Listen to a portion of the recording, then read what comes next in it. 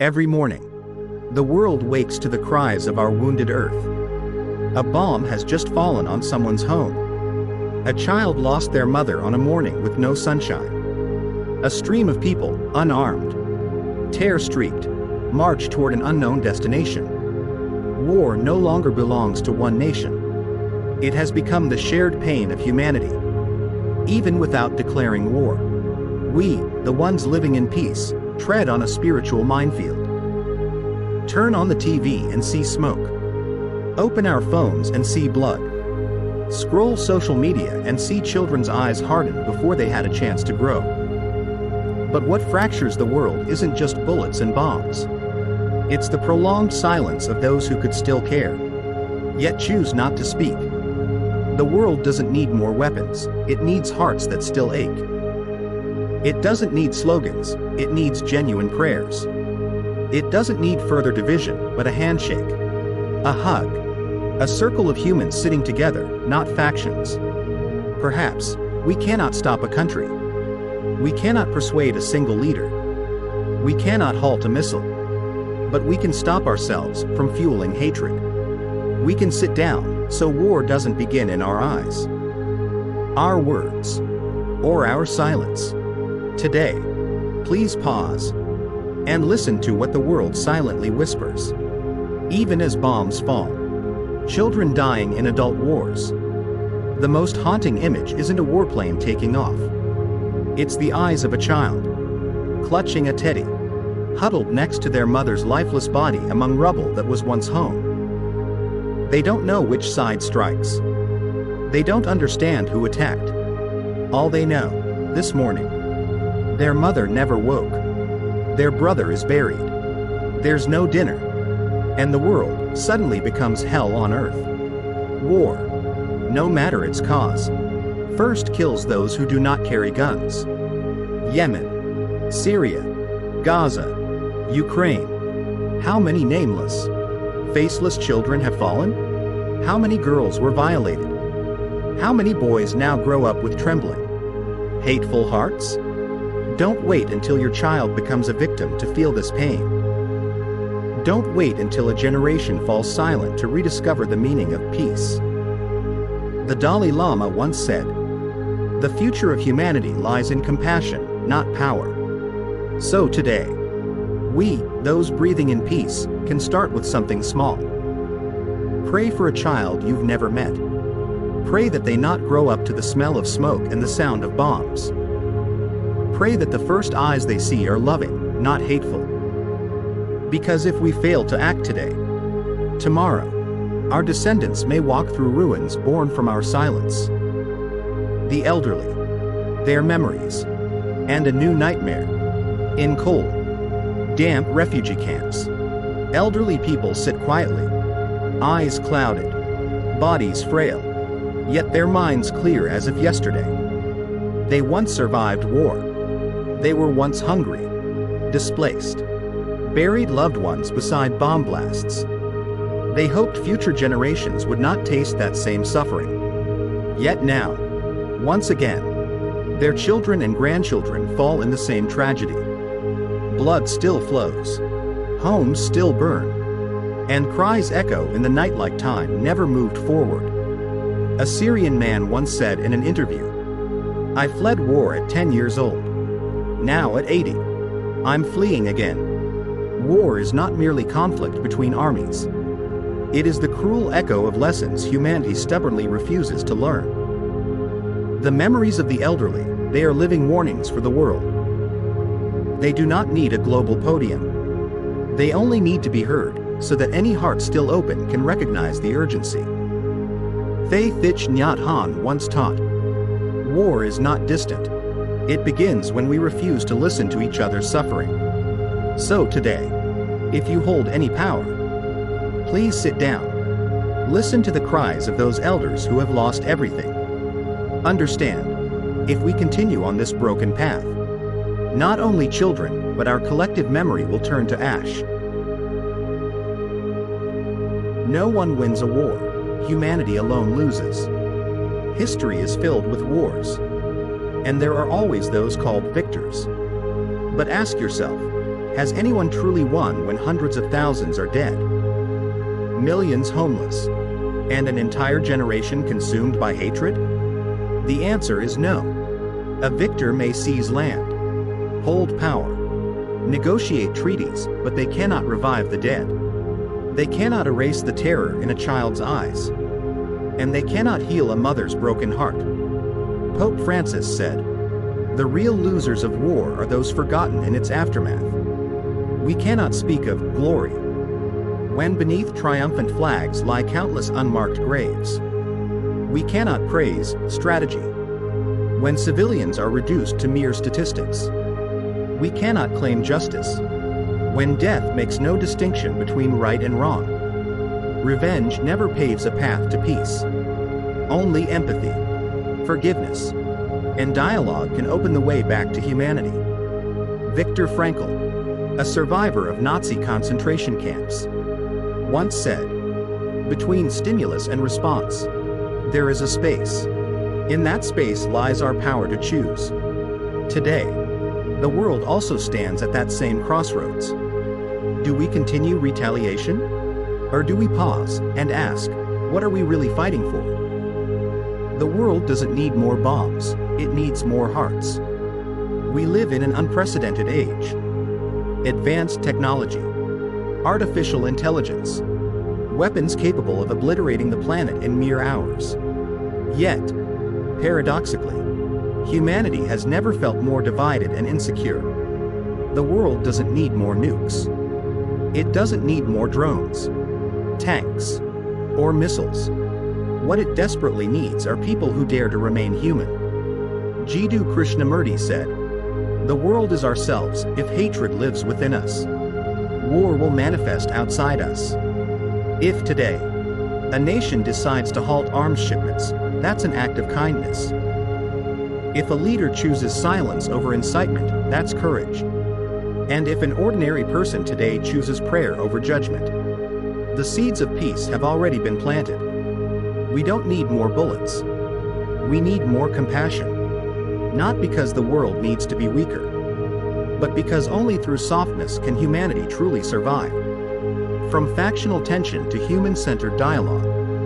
What's happening in Yemen, Iran, and other regions torn by religious and political division is not just a military conflict.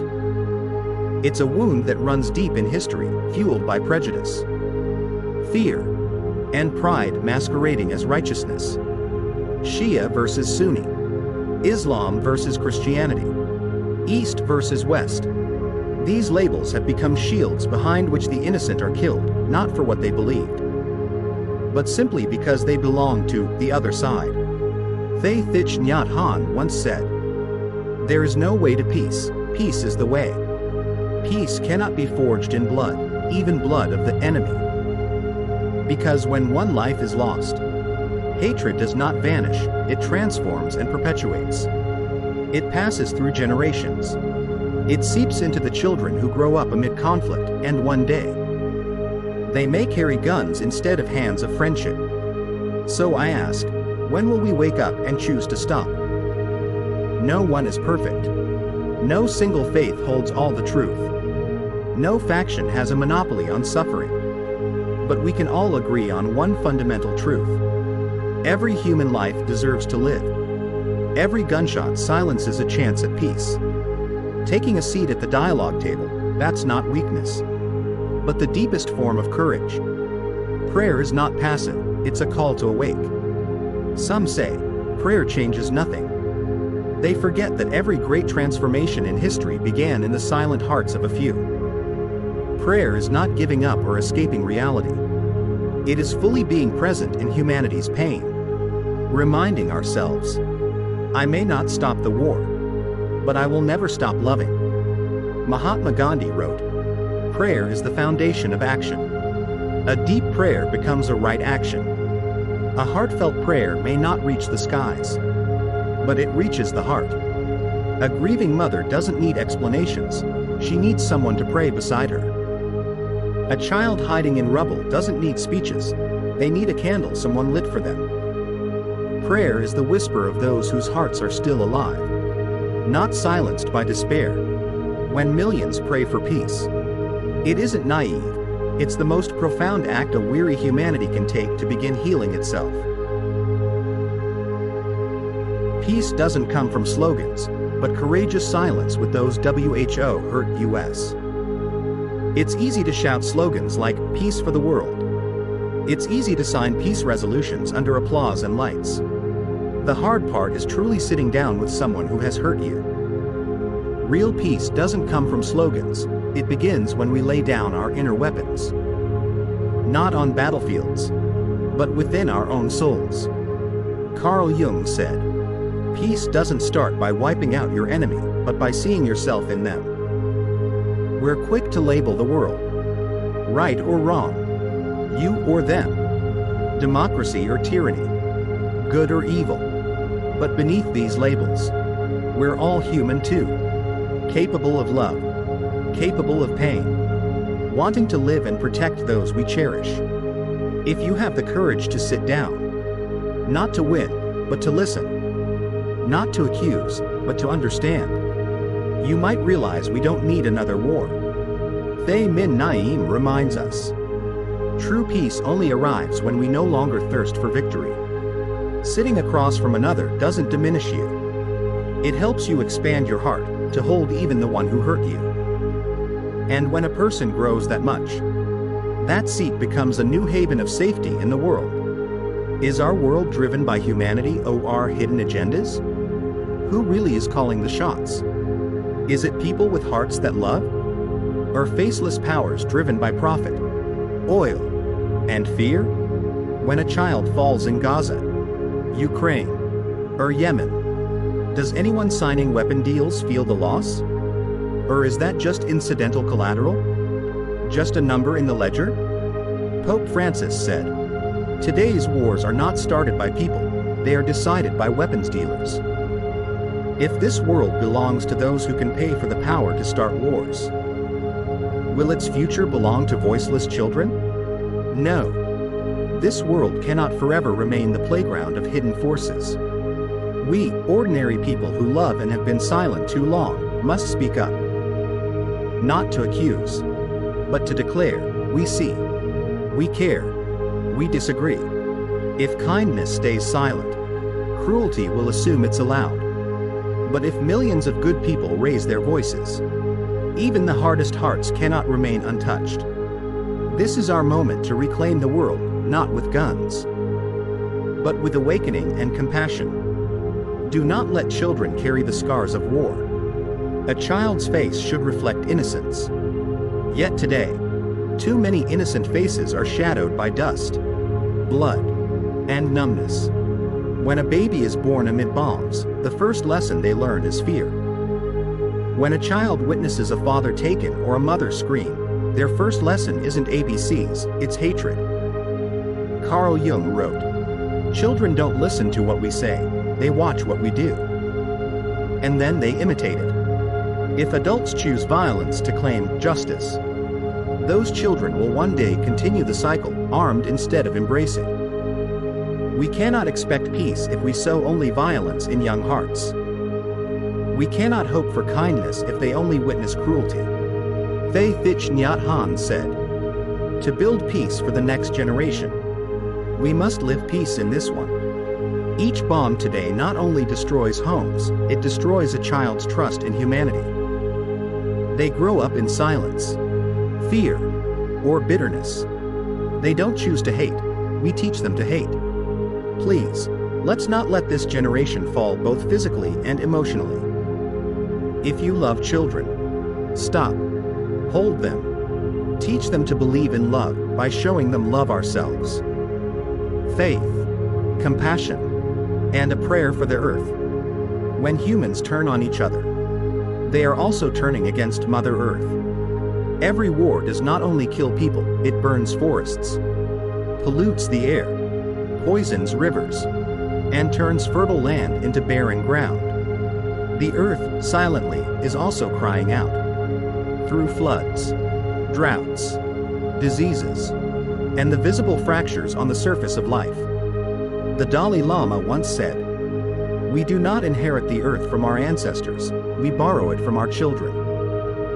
Yet we are returning it to them cracked, soaked in hatred and smoke. Life is fading, not just because of depleting resources, but because human hearts are torn apart by violence and selfishness. We pray for peace, but let us also pray for the earth, the only home we all share. We do not pray to ask for miracles from the skies. We pray to reawaken the compassion buried beneath the gunfire. There is no heaven for mankind if earth becomes hell. So today, let's light a candle, not only for the fallen, but for Mother Nature, who continues to nourish both the aggressor and the victim. If we can still bow to the earth, if we can still say thank you to the sky, then that is the foundation of a world that needs no more weapons. Only more gratitude and awakening. Kindness is the strongest political statement. The world doesn't need more skilled orators. It needs more people who choose to live with kindness. Kindness isn't something grand. It's when we teach a child to share food with the hungry. It's sending a care package to a war-torn region, even when we know no one there. It's writing a message, not to judge, but to share in the sorrow. Eckhart Tolle once said, "When you can be fully present in a simple act of kindness, you are already illuminating the world." In a noisy world of slogans and power games, kindness is a silent act of resistance, enduring and unbreakable. A man with a weapon may silence a protest, but he cannot kill a prayer. He cannot erase compassion. He cannot forbid someone from living with a good heart. When one person lives kindly, others feel healed. When many do, communities become warm. And when millions live with kindness, war will find no place to exist. Mother Teresa said, "None of us can do great things, but we can do small things with great love." So today, start with the smallest things. A gentle hello, a soft gaze, a quiet prayer, because those seemingly fragile acts are what still hold humanity together. To those in power, use it to hold hearts, not control them. If someone holds a pen to sign an order for attack, please pause for just a second and think of a child playing in their yard. If you sit in a seat of leadership, remember, the greatest power is not to command, but to win the hearts of your people. History will not remember those who waged wars. It will honor those who dared to stop at the right moment. Pope Francis once said, "The world does not lack the strong. What it lacks is the courage to love in silence." To leaders, generals, and politicians, do not wound your people in the name of protecting your nation. Do not kill the future in the name of ideals. Do not silence the laughter of children in the name of security. Stand, not to claim victory, but to open a path to negotiation. Sit, not to assert authority, but to prove that power can also be humble and compassionate. The Dalai Lama once reminded us, "We cannot survive without each other. We only thrive when we recognize our mutual interdependence." If today, one leader pauses, one country lowers its arms, one clenched fist chooses to let go, then the world gains one more ray of hope.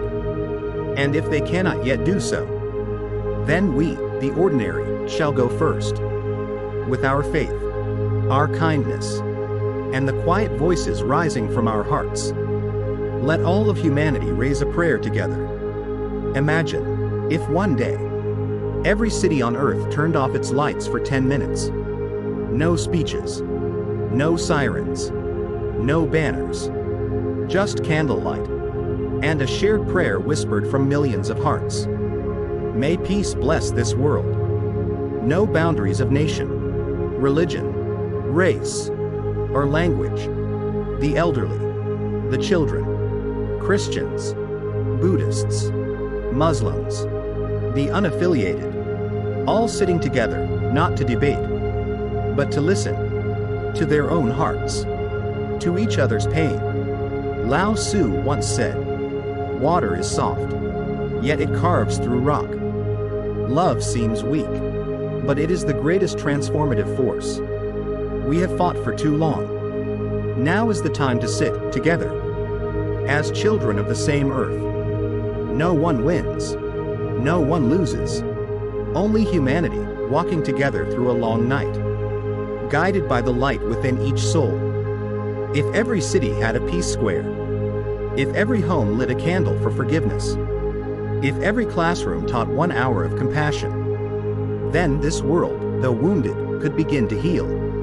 We don't need more policies. We need sincere hearts. And one deep enough prayer could mend the fractures of this broken world. No more bombs. Just sit together and find the light within. Even amidst the gunfire, we can still hear the whisper of compassion. Even through the smoke, we can still see the glow of humanity. Not a light from outside, but the light that lives within anyone who still knows how to love. Viktor Frankl, Holocaust survivor and psychiatrist, once wrote, "Those who survive are not the strongest, but those who never lose the meaning of life." And today, that meaning is this: to hold on to our humanity, to protect compassion, to carry a humble prayer in our hearts, even as the world goes mad. No one can end war alone, but we can stop it from starting within ourselves. Stop the harsh word. Stop the contemptuous glance. Stop the silent indifference to someone else's pain. If each of us lives just a little more kindly, maybe one child will be spared. One family will remain whole. One city won't be drenched in blood. The Dalai Lama once taught, each individual has the power to make a difference. And every person connected to compassion can change the world. So now, if you've come this far, please pause for a moment. Light a candle. Place your hand over your heart. And whisper, "May I live in peace. And may all beings live in love." This is not just a prayer. It is a declaration. A gentle but firm reminder to the world that there are still people who choose love, choose to sit together, and choose not to pass on hatred.